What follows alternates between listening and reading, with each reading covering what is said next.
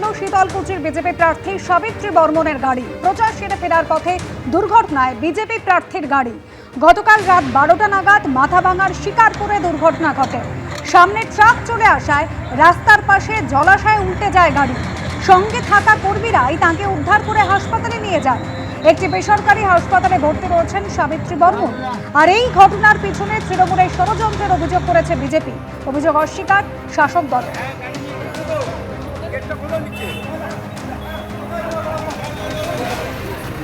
আমরা প্রচার করে বাড়িতে ফিরছিলাম।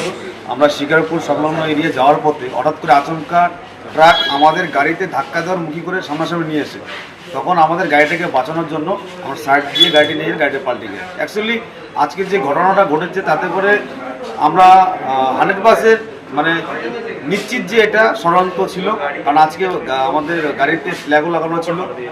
এটা আমাদের মনে হচ্ছে যে ডামাডোল চলছে এরিয়ার মধ্যে, তাতে করে মনে হচ্ছে পুরো একটা প্রি প্ল্যানিং আমাদের প্রার্থীকে প্রাণী মারা যাওয়ার কোনো প্ল্যান ছিল। সর্বৈব মিথ্যে ঘটনা। রাত 11:30টার দিকে ট্রাকগুলো দুর্দান্ত গতিতে তারা চালায়, তাই ট্রাকের কবলে পড়েছেন তারা। এক্ষেত্রে